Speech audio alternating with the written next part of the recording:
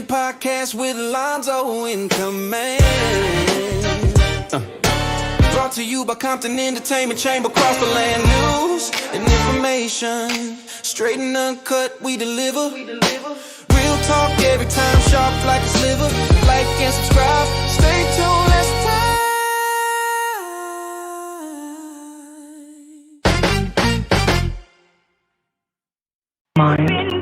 What up, Doc? What up, Lons? What's going on, my man? Man, just running around doing too much. Didn't change the intro like I was supposed to, but it's all good. It's all good, man. All good. Yeah. Good to see you, man. Shout out to the chat. Before you guys get comfortable, make sure you hit that like button. I see you trickling in. We got a lot to talk about tonight, but we might as well go ahead and get to probably the biggest story this past few days. The Super Bowl, man. What'd you think of the Super Bowl? What'd you think of the Super Bowl halftime show? Talk to me. I was really, first of all, I don't know much about Bad Bunny, okay? But I knew he was somebody I had to get to know or find out more information about because they were making such a big stink about this, okay? The show itself, the halftime show was off the chain, as far as I was concerned. Again, I don't speak Spanish, but I see ass, okay? He had a king of ass. I call it what you want. I didn't care I don't care if Michael was up there singing, Prince had been resurrected. I wouldn't have paid him no attention. There were some beautiful girls on that field with him that day, man. All over. And I'm like, damn. I didn't understand the cane fields at first, but after I started seeing more what he was doing, that's why he climbed the telephone poles. That, as you got more into it, you understood what was happening. A lot of symbolism was there. And overall, man, I thought it was great. Again, I don't speak Spanish. I understand some things, but I don't speak it that well. And I enjoyed the pageantry. He brought some other folks out there with him. And it was cool, man. It was not a bad halftime show to go. But again, haters gonna hate because that's what they do. Yeah, find any little thing wrong with it. So it was the highest viewed up to date. It beat who was second? I can't remember off the. It was it last year, right? Last year was Kendrick. He beat Kendrick. Yeah, he beat Kendrick officially. Okay. A lot of controversy obviously tied to that. To help get to those numbers, but I thought it was a great show, man. I really enjoyed it. And when you love music like we do, you don't have to speak whatever the language is. I mean, it could be a French song, it could be an Italian song. If it's some good music, you're gonna nod your head and you're gonna check it out. Yeah, Doc. And that's that's one thing about music. You don't have to speak the language to appreciate it. I was in 7-Eleven. Get me my morning iced coffee, and I heard some music in the background, and I couldn't understand what they were saying, but the music was bumping like a son of a gun. I'm like, hey man, what is that? It was a Arab dude behind the counter. There's Arab hip hop. I said, what, dude? It was funky as hell. It was funky. It was kicking. Couldn't understand the word they were saying, but he had the beat down pat. You can't. Music, unlike languages, is very translatable. You ain't got to speak the language to feel the beat, and that's one thing about music that you don't have to have that language in your repertoire to feel the beat. Do you know the story behind why and how the halftime show was created? I'm sure you do. I remember it very well because see, up until break it down, we was talking about this the other day. Halftime show wasn't shit until Living Color went on this and put together a little skit. I think it was the two Damon and David Allen Greer, 2 Men in Football or whatever. Yeah. Football. And man, they lit it up, and hey, but it happens all the time, man. Again, they took something that nobody cared nothing about and turned it into something everybody loves. I think after that they brought Michael. They had everybody out there. They just ran with it. The whole concept was to put something on in halftime.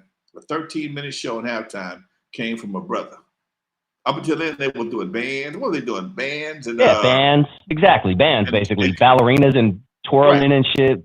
That was a time where people went to the restroom, went to run to the store real quick. Right. And commercials was a big highlight. The best commercials all got played in that time right there. That's when you spent a bunch of money to have your commercial played during the Super Bowl. And them brothers, they put together a little men on football and changed the game again. Just the same thing we did with Pork, same thing we did, Ice Cube did with retired basketball players. Some you people threw away.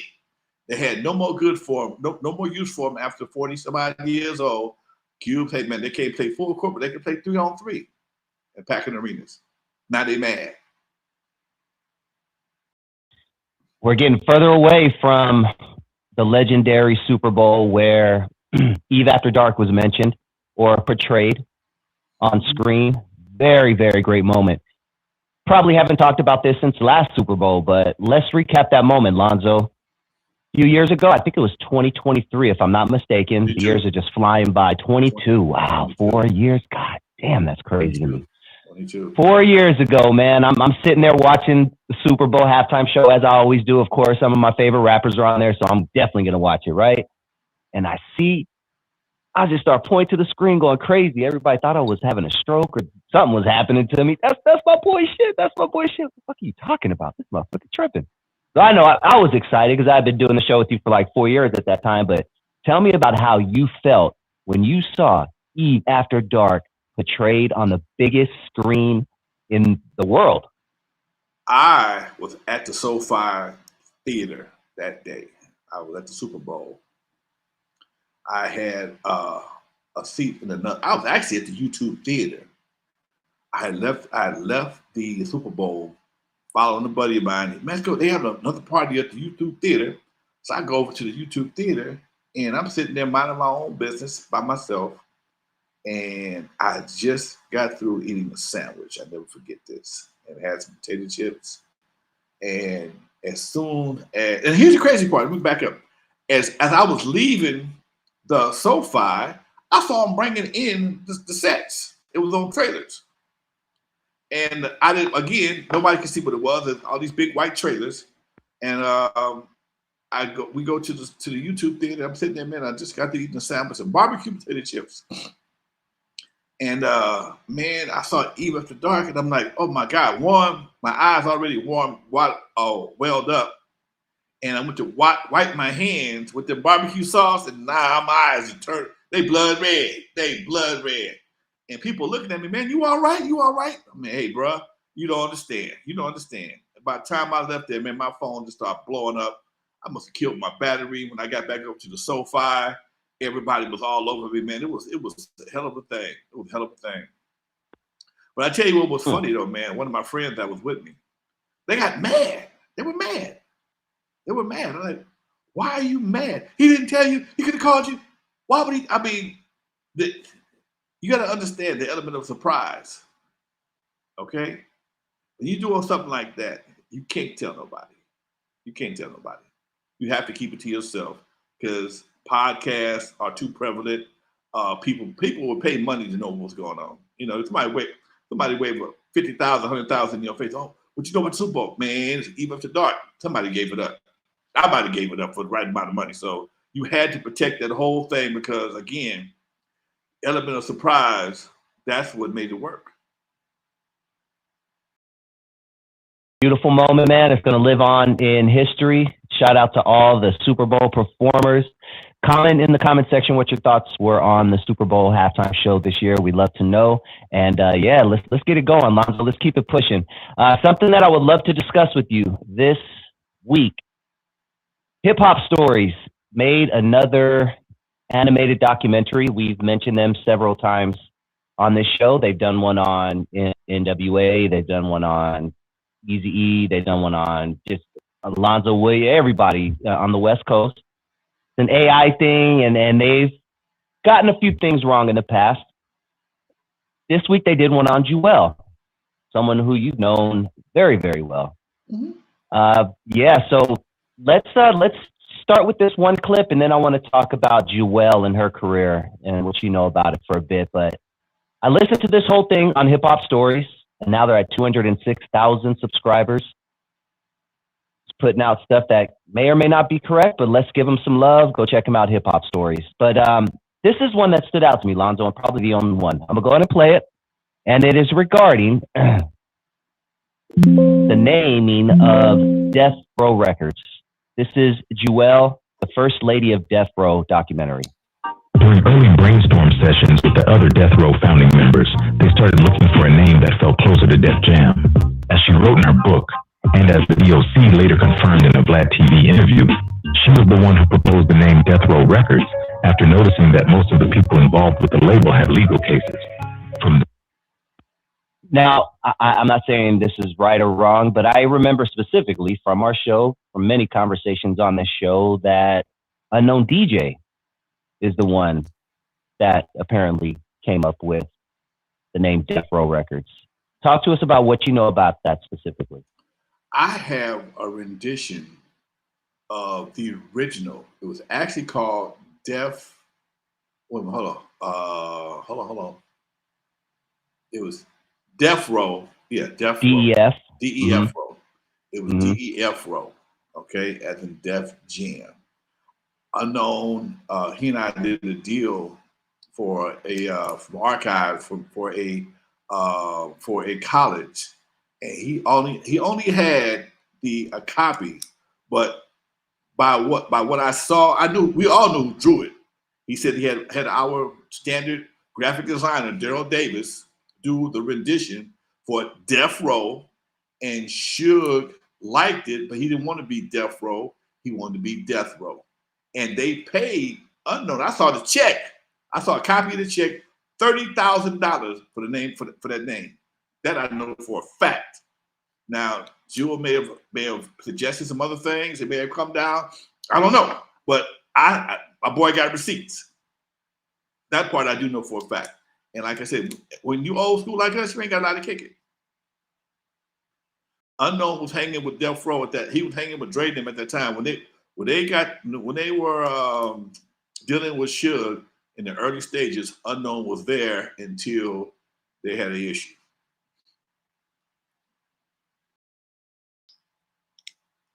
Okay. So, and she put it in her book. What do you know if she was hanging around with them? I mean, she was obviously hanging around with them, but do you know how she got it? And she got it to where she believes that she's the one that created it. I don't know how or to. Is that probably just for her? Yeah. It's one of those things that I had not. I heard that, but I did not.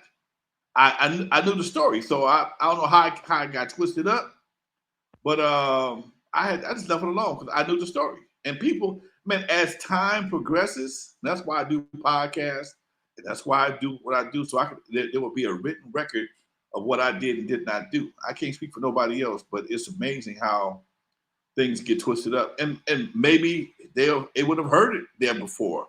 I don't know, but I know for a fact Unknown had the name Death Row drawn up. That was supposed to be the medallion, and allegedly Suge changed it to Death Row. And how they got the man in the electric chair, I can't explain that. Maybe she came up with that. I don't know. Well, there you go. Let's talk about Jewell, one of the most beautiful voices in history. Talk to us about originally meeting Jewell, what you remember about first meeting her, and how your relationship with her and the business progressed. The story they told about her hanging out with Lachelle, that's true. Lachelle was like 15 coming to the Eve. I don't know what the age comparison is between those two. But I know Lachelle, when I went back to the Eve in 2008, she was waiting on my ass that day. And her and Jewell were super tight. And Lachelle is kin to Suge. That's verified, known fact. And Jewell would come to the Eve and kick everybody's ass. I have a talent contest. If Jewell was up, nobody could out-sing her. No, she was that bad back in the day. Jewell would come to the Eve and win a contest. For Jewell was a hustle. If I had a $100 contest, she knew she was going to win because she's going to bring her crowd. She's going to kick ass. She was going to leave. I think she had a baby at that time too. She'd come in, kick ass, and leave. She didn't hang out. Okay. She hung out every once in a while, but most of the time she come in right before the contest, kick ass, and leave. And she was doing this before Dre got to before Dre was at the Eve.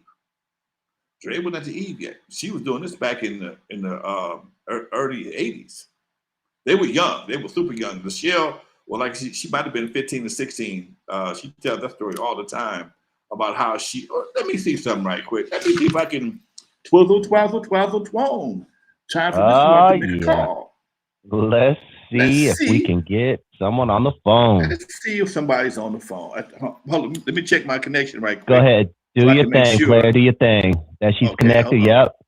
Hit that like button, Alonzo. Hold on. Let me see something here. Searching for Mike a number in his phone. Sure it's the right. Are we still there?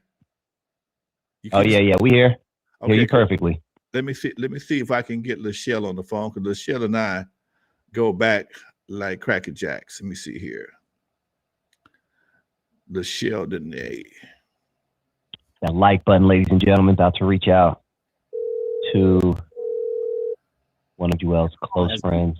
Voicemail. The person you're trying to reach is not available. At the tone, please record your message. When you have finished recording, you may hang up. Hey, Lachelle, this is Lonzo. I'm on my podcast. I was just talking about you and Jewell back in the day, the Eve After Dark. If you get this message before 7 o'clock, give me a holler back. You know how to find me. Peace. Yeah. Lachelle and I stayed in contact for decades. She's worked with me at the club when I was on my last run. So she worked with my mama. She was on the corner of Avalon Segundo since she was a kid. So yeah. Shout out to Lachelle. Okay. What type of woman was Jewell? What type of, person was she, if you could explain her to someone who didn't know her? She didn't take no shit back in the day. Jewell never took no shit from nobody. She was smart, very smart mouth, had plenty of jokes, had dimples like a son of a gun, two big ass pretty dimples. She was a pretty girl. She was a very pretty girl, sang her ass off, and she just had that street connect. She had that street connect. I'm gonna leave it like that. She knew she was connected. She was connected. And she was just a super cool. That's all I can tell you, man. Yep. I don't know. I knew the guy that she started dating was the reason why I left Centennial, to be honest with you. That was the only connection. The guy that she shot, for real, Pyru Boy, he and I got into it at Centennial back in the day. Yep. That's why I left Centennial. That's how. Yeah. He was notorious. Now, he's my age. Now, I don't know how Lachelle, I don't know how Jewell is, but he was my age. He was older than me. He might have been a year or so older than me. So, that was a different kind of thing. He didn't come to the Eve, though. All that stuff came in after the fact. I think he was supposed to be her manager for a minute. Then all of a sudden, they got intimate. And next thing I know, he got shot. Ended up in a wheelchair with a colostomy bag. And he died later on. Yeah. Tell us that story, Lonzo. We haven't heard it in a minute about Pudding when you were at Centennial and the reason why you ended up leaving Centennial. I was an ROTC at Centennial. I was a battalion commander. That means I ran everything at Centennial. People say, man, you always running some shit. Yeah, I do be running some shit. That's probably why I am the way I am. But Centennial High School, I got promoted to battalion commander. Huge. We had one of the largest ROTC units. I had two battalions, had two companies behind me. And me and my cabinet was walking through the Senior Square, minding our own business, passing up the Senior Square, going to get us some burritos and some that punch from the lunchroom, and we got cut off by some Pyru boys. And my partner, who was my lieutenant, his name was Andre. Andre looked like Blake Griffin from the Clippers, Lakers, whatever he was. Clippers, tall, light skin, red hair, freckles, and homeboy stepped to him, and he asked him, "Where you Popeye motherfuckers going?" And Andre stuttered a little bit. Why we gotta be some Popeye motherfuckers? And bam, stole on him. Fight about 35, 40 seconds. Back then, Centennial only had Compton Unified School District only had two security guards. They rode around in a Jeep with a shotgun in it, just like Rat Patrol. They swooped up, whoop, whoop, broke the fight up, couple days later, it might have been the next day, I'm not sure. We walking through Enterprise Park. Enterprise Park is between my house and, between Centennial and Andre's house and my house. We could either go down to El Segundo, go the long way around, or we cut down between this little small house, cut through the park, and we both be right there on 132nd. And on the bench at Enterprise Park is about 6 or 7 Pyru boys. And one of the guys that we had a fight, my boy had a fight with the day before. Puddin was there too. And we sitting there, and we saw him, we're like, damn, what we gonna do? We gonna run, change directions, or go try and walk past him. We chose to walk past him like it didn't happen. Man, there you niggas, woo, woo, woo, woo. Now they back in our faces again. Just so happened, my neighbor who lived across the street from me, his name was Kenny. Kenny's grandmother and my mama was fishing buddies. This is when people went fishing regularly. They was fishing buddies. Kenny knew he could not let them jump us. So he told the Pyru boys, hey, man, y'all need to go head up.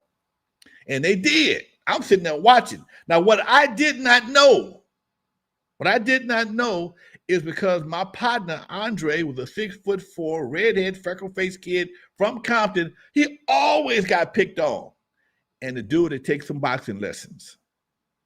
And all I know is the fight went down, but it didn't go down like they thought it was going down. My boy was Drago in his ass. Okay, remember Drago from Salute OG Steve, of Drago course, from Rocky. Rocky. Yep. He looked like Drago. He was Drago in his ass. Okay, now I ain't gonna sit there and tell you he beat him down to. No, I didn't do that. But the problem was he got too many good shots in. Now the home team is starting to clown him. Oh man, you got the ROTC nigga put hands on. Oh, I ain't gonna say put hands on you. I forgot to turn back there, but bottom line is my boy did much better than he was supposed to. And now we got a problem because he didn't embarrass one of them cats.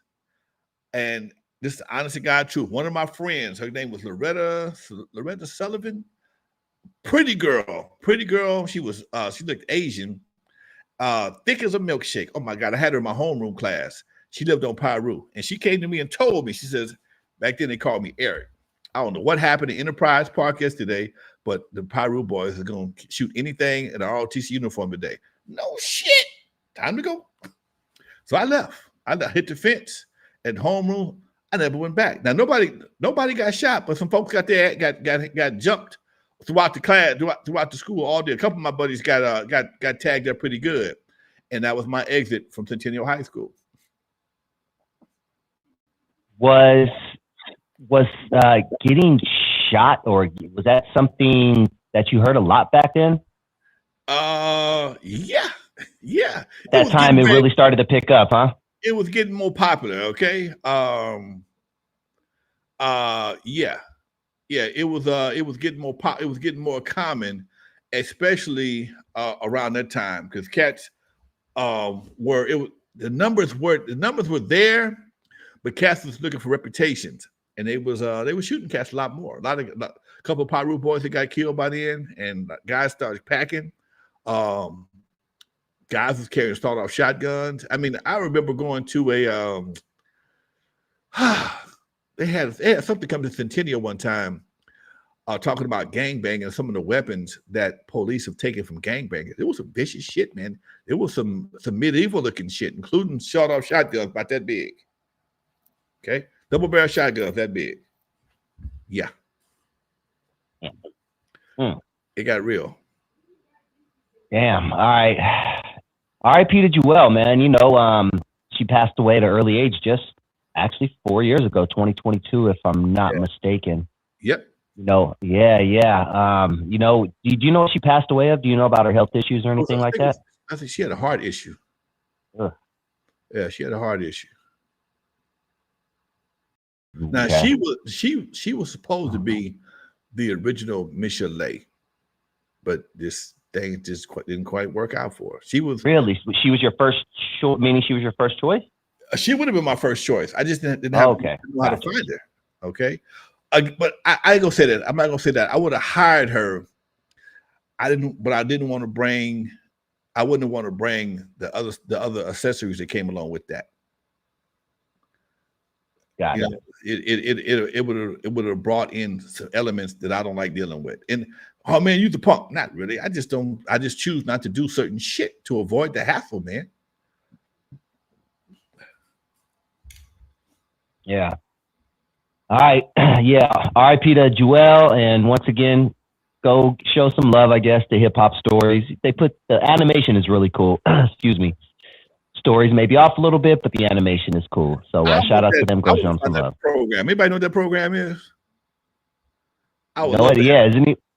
I'm pretty sure if you have ChatGPT, if you put a link to their video in ChatGPT and said what program do they use for this audio, this animation, I'm pretty sure they can give you an answer. I'll do just that. Good looking out. Yep. Oh, show. Man, I use ChatGPT now. It's a part of my life, man. Man, it's a part of my life, dude. Yeah. Ain't much you can't do with it. Hey, you've been doing a lot of AI stuff lately. Are you teaching AI classes, or are you attending AI classes? Because I'm intrigued with that, man. I sponsor a couple of AI classes through my chamber. The Chamber of Commerce. Man, sometimes people get so left behind in technology, and a lot of it's really ignorance, dude. It's really sad to see how many people get caught up. Oh, Google, I just can't do all that Google Drive and Google Docs and and I'm like, dude, I'm damn near 70. And exactly. when you start dealing with this stuff, you realize it makes your life that much easier. When I was doing my the AI event, that's that devil stuff. Come on, are you serious? That's the devil. Oh my God, it's going to destroy the planet. You know what? I know guys that don't have email addresses right now. If they have, so you have to send them an email. You got to send it to their kids, and their kids will send it to them or read it to them. Again, those who. Some people don't pay them 9 dots on the side of a Google email any attention because they don't want to take time to learn about those dots represent. When you take time to check out what those dots represent, like Google Tasks, Google Calendar, Docs, Drive, man, it makes your life so much simpler. And again, some of these things I didn't know until somebody turned me on to them. And I've never been a gatekeeper of information, and that's how I feel about AI. When I started getting into AI, my people turned me on to Suno, ChatGPT, Grok, Gemini, all these different. And they got another one I'm trying to learn right now called what's it called? Claudebot. This is supposed to be some super shit right here. Okay, it's supposed to be some super shit. And a lot of these companies nowadays are buying other companies and including all these different types of programs in this under one umbrella. So you can get one program, and I think when you do a ChatGPT, if you want to do a picture or something, it sends it to banana or something, Anna banana or something like that, and so that all these different programs are working together to be consolidated. And I think Claudebot is one of those kind of programs. It incorporates a lot of different things at the same time. Damn. You know a lot more than I do, man. I'm gonna have to catch up, man. I might be hitting you up on the side because I've been really trying to up my game in that. All right, let's see. Game changes hourly. Literally hourly. Daily. It changes hourly. As soon as you think you got some new shit, so go ahead. Yeah, most def. All right, we're about halfway through the show. We have about 33 people in the building. I'm going to ask everybody to hit that like button if you haven't already. Go on and smash the like. It really helps out the program, lets the algorithm know we exist, and that really means everything to us. So please do that as well. If this is your first time joining the channel, you like what you hear, you want to hear some of that real West Coast raw hip hop, some of those good old school stories, and some grown-ass men enlightenment, you are tuned in to N.W.A. Stories with Lonzo. That is the godfather of West Coast hip-hop. Do your Google searches. I am Dusty Vision TV. Tonight on my channel at 7 p.m., we are going to be talking about Bone Thugs and Harmony. their various beefs with people throughout the industry. They had a beef with Tupac. They had a beef with others over who created that Bone Thugs choppy style. So we're going to talk about that tonight. I'm going to post the link in the description. So as soon as this show is over at 7 p.m., come and join me on my channel. I do appreciate it. Lonzo, tell all the good people about Band Buzz. If you're an independent artist with music that has the ability to be sold, not just streamed, you need Band Buzz. If you have merchandise, you have a book, if you have anything, meet and greets, you need Band Buzz. If you're hustling and selling, you have a product to sell as the artist, you need Band Buzz. Band Buzz is a one-stop shop for independent artists. That's right, folks. If you out selling, if you're out doing shows and you want to have your music downloaded by your fans immediately, Band Buzz is the place to do it. Once you have a Band Buzz app, you get a QR code. You put that QR code on your flyer, on your album cover, whatever you want to call it. People can scan that QR code, go straight to your site, and listen to your music and purchase it, and the money gets in your account immediately, just like Cash App, folks. So if you out here hustling, trying to get your grind on, stand in front of 7-Eleven with a CD cover with no CD in it, or a cassette cover with no cassette, don't waste your time. Get Band Buzz, folks. Tap them on your phone, get your money, and get paid immediately, just like Cash App, folks. Band Buzz, artists with music that they want to sell. There you go. There you go. All right, let's keep it pushing. Lonzo, for the second half of the show, I came up with another bit, and I want to bring it to the show, man. I want to do a bit called What If? And I got this because I heard two stories this week, and I got to thinking, damn, what if that would have happened? So the first one is, I don't know if you're aware, but it is a commonly known fact that Eazy was supposed to play O-Dog in Menace to Society. Things obviously did not go that way. Eventually that role went to Lorenz Tate, who did a really, really great job, probably the best in his career, one of the best acting roles in his career. But I want to ask you, Lonzo, what if Eazy-E got the role as O-Dog in Menace to Society? How would have that movie been different? Man, at the time when they were trying to make that happen, I don't think Eazy was ready yet as an actor. He was just getting comfortable as a artist, and I think Jerry Heller was asking too much money for him anyway. And that might have been a way of them not getting the gig. My understanding was Jerry was asking for too much money and gave the part to Lorenz Tate. I think Jerry knew he wasn't ready for that one. But if he was ready, it'd have been an interesting situation. It'd have been a lot different. But Lorenz Tate did such a great job. It's hard to see anybody else in that role right there. Very hard. H part a lot different. I think he'd have been better suited for H part. Okay, yeah, I think he would have played H part a lot different, a lot more effectively. Put it that way. Okay. You know what? I just thought about this. What we've talked about comedians, we've talked about hip hop artists, rappers, singers who come through the Eve or come through Dudos. But who are some actors that used to come through your establishments? Actors used to come through my establishment. That's a good question, Doc. That's a good question. I'd have to. I know Homeboy. He didn't come by back in the day, but he was a regular at some point in time.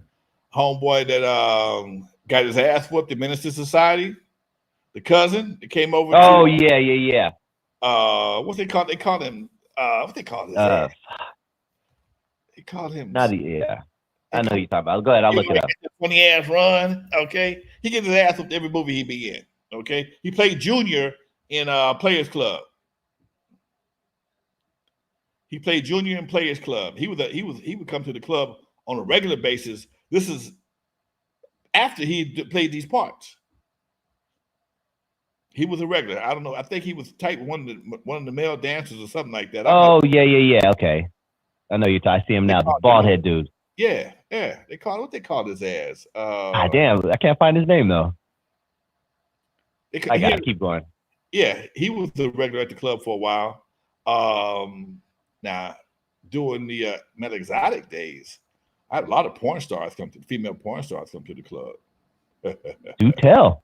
Jada Fire was a regular at the club. I've seen her work before. Jada Fire was a regular. Jada Fire set a fire at the club one time. She actually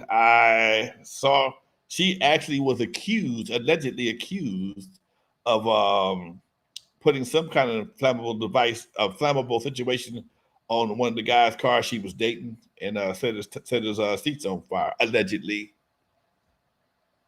But I smelled the smoke. I didn't see her do it, but I saw the damage. Put it that way. Yeah, she was a regular at the club. Okay, and she would just come and hang out, or did she go for a specific? Linnell would be at the club all the time. Oh, Linnell, huh? Okay, wow. And I just called Michelle. They was regular. Tiffany Haddish used to come to the club from time to time before she blew up. She was a Tiffany Haddish. We talking about the male exotic, okay? Hope Flood, actor and comedian, good friend of mine. We became friends because she came by the club so much.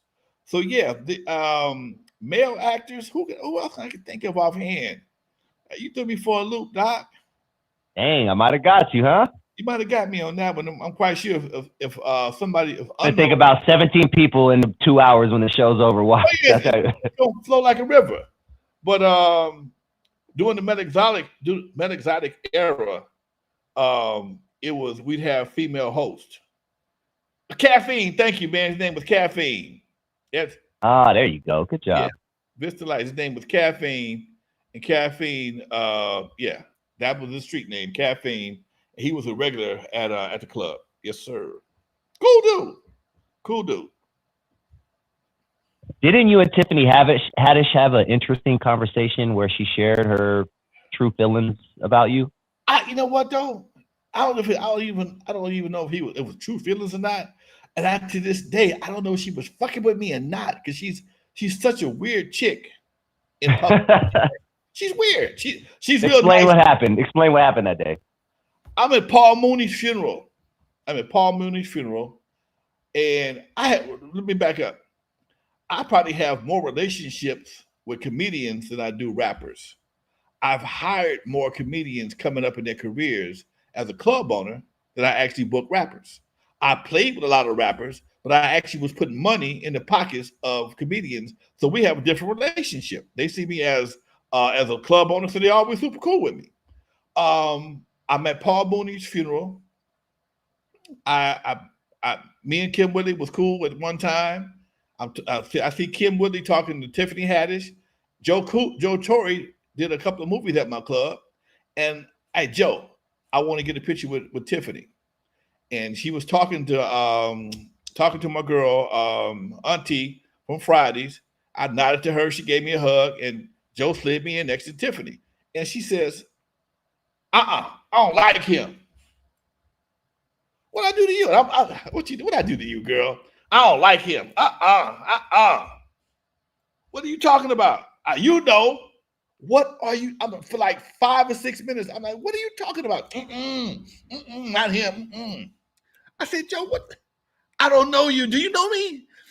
You know. And I'm like, what in the fuck are you talking? And she was going on so long. I couldn't figure it the fuck out whether she was playing or she was serious or what. And I'm looking at Joe, and Joe said, take a picture for me, babe. And she took the picture, half-ass smile. I'm like, what the fuck? I got the picture. I'm trying to talk. Joe said, Lonzo, leave it alone. So yeah, it was really awkward, man. Maybe I thought about it. Maybe she came to the club and I didn't do something. And she's like, I don't know. Because she definitely my kind of chick. I'd have hit on her. Maybe that's what it was. Maybe I hit and missed. I don't know. I've always thought she was. I guess. Yeah. Interesting girl. Yeah. All right. Let's do another what if, Lonzo. What if the Lady of Rage, you're familiar with the name, right? The Lady of Rage, the rapper? All right. Of course. What if the Lady of Rage was on Tupac's Hit 'Em Up? I was watching another interview, great interview on Vlad TV with someone named Neckbone. He was one of Suge Knight's enforcers. down with Death Row, and he is Lady of Rage's, or one of Lady of Rage's, the father of her child. Okay. Now, Neckbone says that Tupac wanted Lady of Rage to be on his classic song, Hit 'Em Up. He asked her, he basically begged her several times, and one of the things he wanted her to do on that song was diss other female rappers, namely Lil' Kim, because she was part of Bad Boy. But she turned it down because she didn't want to diss women. She is from Virginia, which is very close to the East Coast, down south, but it's right there on the East Coast. So she just felt it wasn't the right thing to do. So talk to me, Lonzo. What if Lady of Rage was on Tupac's Hit 'Em Up? Would have been a different song for sure. But I know Lady of Rage, the Gemini. Okay. And it might have had a different vibe to it, because if she don't feel it, it ain't gonna come across right. All I can say is it definitely would have been a different song. And again, being that Gemini mindset, you don't think just for now, you think down the line as well. So she might have said something that might not have been as harsh or as prolific as he would have liked for it to be. Just because she knows she got to go back home. I'm over here in LA today, but I'm in Virginia, and that shit is real close. DC, New York, all that shit is real close. So I could think it would be a different song completely. Yep, I agree. Shout out to Lady of Rage for not making that decision. I really wish her career went on, to be as big as it was, but history had another plan for her. So hopefully she's doing good. You mentioned you know her. What do you know, or how do you know about the Lady of Rage? I met her a few times in passing. I have a tendency to introduce myself to people, man, that I'm not sure if they know me or not. And we were at the premiere of Straight Outta Compton. I walked up to her, hey, lady, hey, Rage, how you doing? Lonzo, I know who you are. Oh, you the Godfather. We got that kicking. And I follow Geminis, man. I follow Gemini people, period. And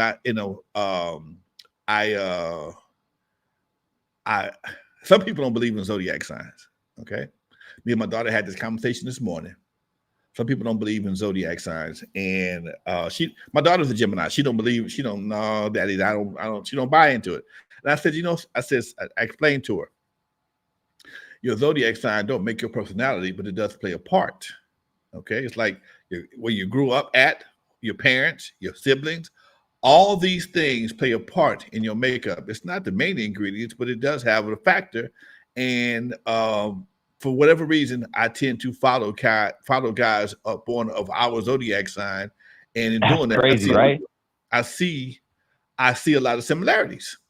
I see, and I'm again, it's not, none of this shit is absolute. Ain't nothing absolute, but I do see a lot of similarities, and that's all I, And I found out Rage was a Gemini.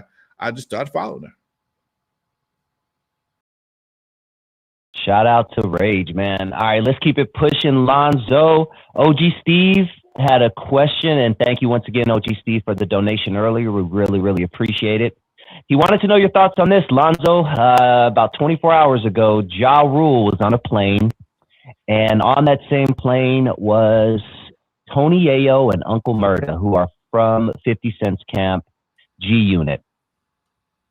These men are about my age. I'd say at least 45 and up, probably even over 50. Was about 45 to about maybe 52.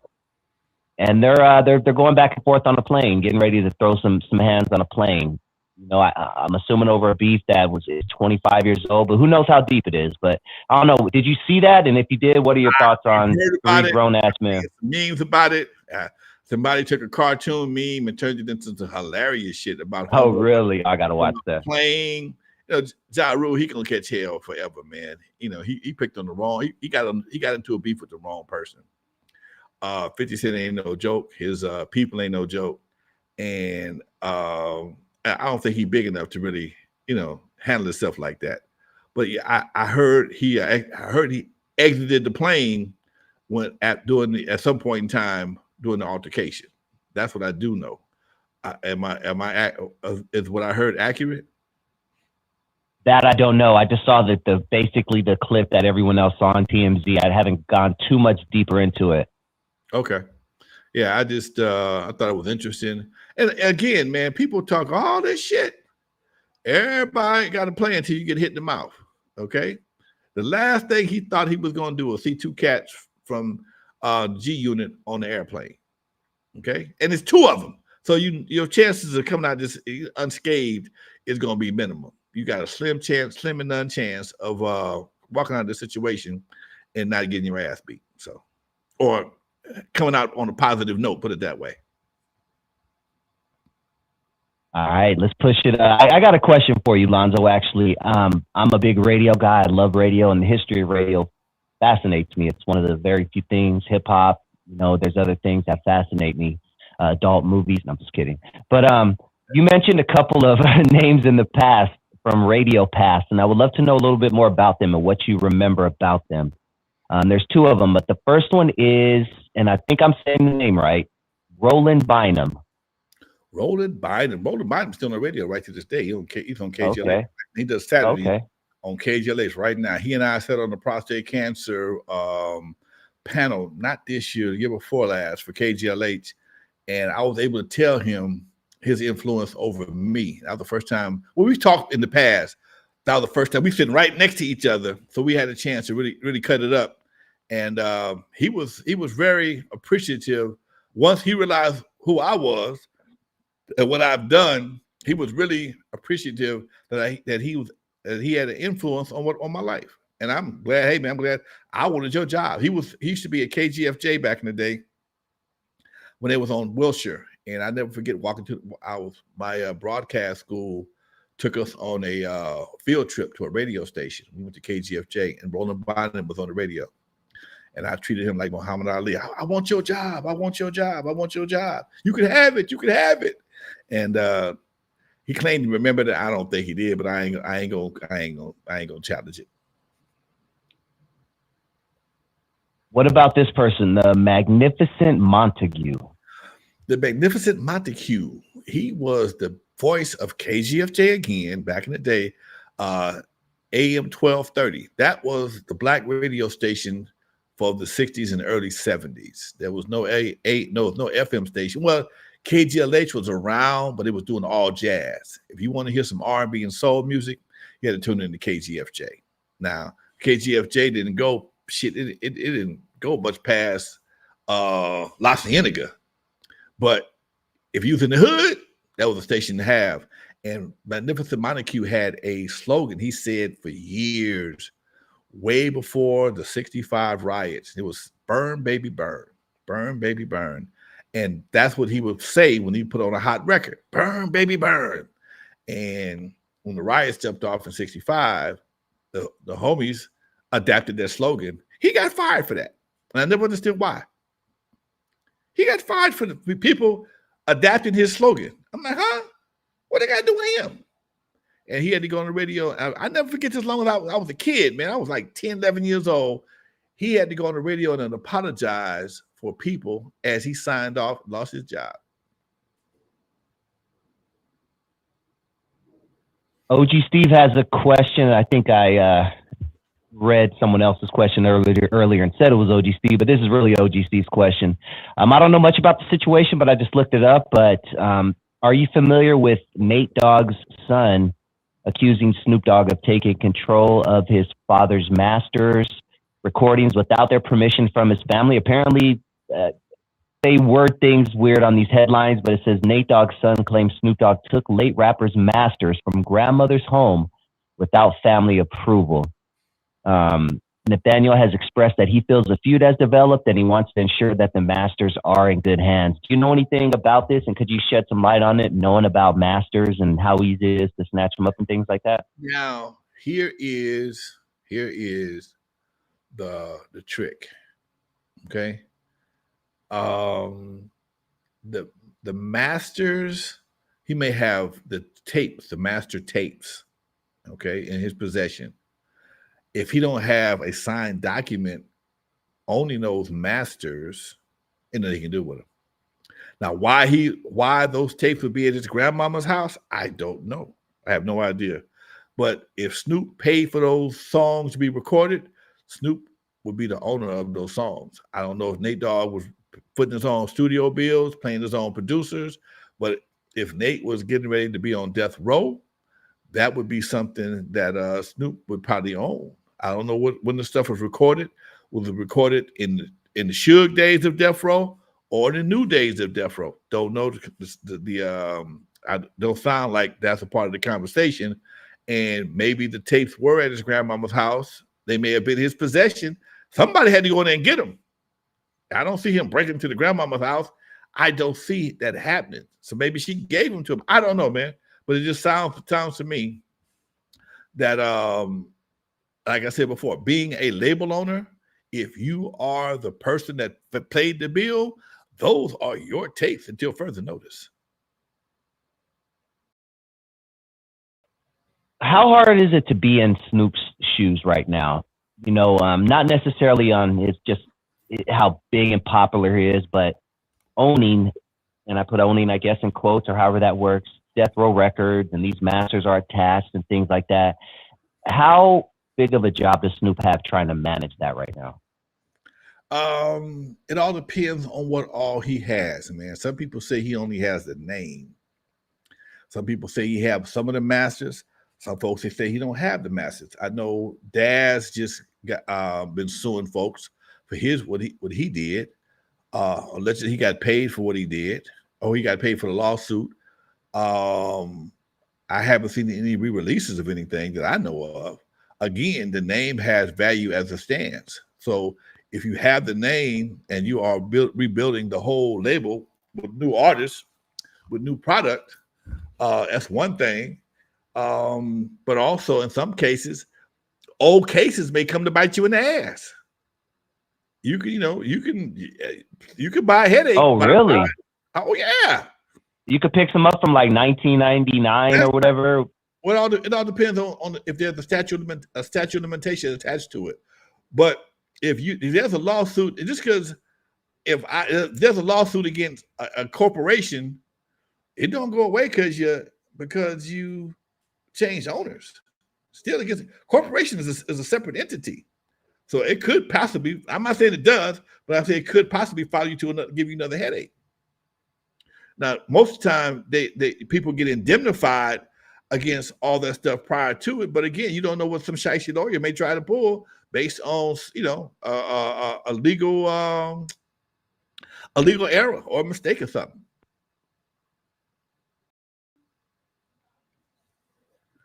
Yeah, there you go, OG Steve. Hope that answered your question, my dude.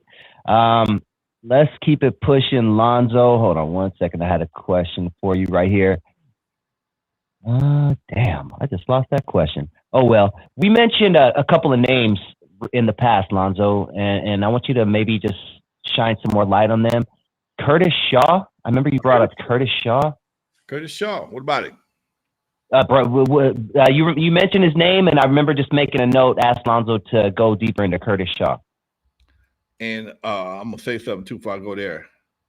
A few weeks ago, we were talking about. I was trying to tell you the person that Curtis Shaw took me to when I first made my first record, and he was Aretha Franklin's producer for years. They won Grammys together. His name was H.B. Barnum. H.B. Barnum. I saw him at a restaurant.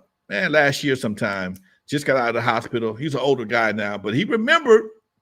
He claimed he remembered me coming by there with Curtis Shaw, hanging out with him. Curtis Shaw was a great lawyer. He worked for. He had an office in the Motown building. He was one of Barry Gordy's main lawyers at that. Oh, yes. He was a very prominent lawyer. Good dude, and he was one of the first people that ever gave me a lesson on music industry. We literally sat outside at the the Palace, Crystal Palace? Was it the Chinese restaurant, the Chinese based hotel on the Strip? Was it something Palace? I don't know. I forgot the name of it. Anyway, they had a black R&B award show in Unknown when I did the cover some stuff for Lee Bailey's Radio Scope, and Curtis Shaw was holding court on the balcony. It was a windstorm. I mean, wind blowing. We got there holding our hats and coats and whatever the case may be, And Curtis is, yeah, and this is how you get your money, and you publish it. And I'm listening. I'm trying to listen to him as the wind blow, because there was a big party inside. It was more loud. It was louder inside than it was outside. And we talked for like 30 minutes. Come by the office when you get back to town, and we'll talk again. I looked him up. And see, I tell people all the time, if you're really trying to be about something, somebody tell you to call them, call them. They tell you come by the office, go by the office. And Curtis, me and Curtis, I took him some of my records, and that's when I was making my bootlegs. He took me around to everybody on Wilshire, Santa Monica Boulevard, made phone calls, and we ended up at H.B. Barnum's house right there off of, damn it, here I go again, on the way up the hill to the Greek Theater, okay? Not the Greek, but the Hollywood Bowl. Okay. And I think is that Cahuenga? Yeah, I think it's Cahuenga. He had a big old he had a house right there off of Cahuenga. And these two dudes, he played my records, loved what he heard. And they didn't understand it because there was mixes. And well, that's so-and-so, that's so-and-so. Boy, your license fee is gonna kill you. You're gonna, you know, these country dudes. Boy, your license, it sounds good, but damn, you got to pay this fool. I don't know nothing about that. I don't know about no publishing, no masters. You know, he's trying to break it down to me. And he said, man, this sounds good, but you got to do this. Wait, how you doing it? Keep on doing it until they catch you, because you can't go legit, because it's gonna cost you too much money. And again, I'm at H.B. Barnum's house, and like you said earlier, as soon as I got turn the cameras off, his name came straight to me. And yeah, H.B. Barnum, bad dude, very talented cat. He was a musical director for years, played piano. He was one of them cats. He was like an orchestra director. He was like a Barry White before Barry White. He was a heavyweight dude. When production was strings and horns and oboes and cellos and shit, he's getting down like that. That's what's up. Shout out to him. All right, we got a couple more minutes, Lonzo. I've been seeing a lot of stuff popping up in your timeline. It seems like you're starting to get back into the fix of things starting to pop up on your calendar. Talk to us about any upcoming events you have coming up. I mean, the Hub City Legend. You know, what's going on with you right now? Man, Sunday I'll be out in downtown LA at the record swap meet. I'm liquidating my record collection, my vinyl record collection. I'll probably take some CDs out there also. Hey, where at Lonzo? Can you repeat that? The record swap meet. It's where is it? It's on my phone. I'm gonna look that up. I got it, because my brother's gonna probably want to go to that. Beat swap meet. The beat swap meet. I'll be out there on Sunday from 12 to 5. 12 to 5. Oh, it's in downtown LA. Oh, at the Aero Lodge Brew. Yeah. Oh, it's really cool, there man. You go. It's and I'm gonna say this for hell yeah. I go down there, man, and I see when I'm hanging out, I see all these venues that are dope as fuck. Okay, this place right here, it's a beer place. All these, the biggest thing they sell is brewery. The big old tanks and all kind of stuff. They got foosball, they got pool tables, they got the I forgot what they call it, skee ball video games. They got TVs. You watch the game. And they got a big old patio. That's what a lot of times where we sit at and sell the records at. And I see a lot of folks that don't look like me. And I'm not mad about that, but I'm confused why we can't have events like this. We can't do. Why can't? And I ain't mad about nobody for doing what they do, but I'm just confused on how we can't do stuff like this, make this money, because it's money being made. It's money being made. And I was someplace else, man, and I was really impressed with the whole vibe. I'm like, damn, man, why we can't do this? Because if we do it, you know, it's gonna be some different kind of shit. And we got to change that mindset. The mindset that a lot of these youngsters have nowadays is not conducive to making money, and that's why you don't have a lot of stuff to do. It was a handful of black folks down there, man, and it's right downtown LA, and you know the vibe is there, but again. You got to bring the right vibe, so the right vibe will stay in the building and it won't get all messed up on some bullshit. That's all. Yeah. Man, make sure you guys show up. I'm gonna show up, Lonzo. I'm gonna come go buy a few records, because my brother loves vinyl. He might even pull up with me. So we'll definitely be seeing you there. But we got to get out of here, Lonzo. I got my show starting in about 1 minute. But yeah, make sure you join me on my channel from Cleveland to LA. Tonight we're talking about Bone Thugs and Harmony, their rise to stardom, how they became one of the biggest groups in hip hop history. I'm going to post the link in the description right now. Make sure you join me as soon as Lonzo hits him with that outro. For those who never heard of me, I'm the first one to put Dr. Dre in the surgery, stuck Ice Cube in the freezer till he got cold on the eve after dark, 50-yard line to Super Bowl. In the movie Straight Outta Compton, they played me like a hater of rap. Don't believe that Hollywood bull, because it was all cap. My history goes deeper than you will ever know. Don't forget, y'all, N.W.A. stands for Not Without Alonzo. Wrong outro, same guy. Welcome to Hub City, Legend Podcast with Alonzo in command.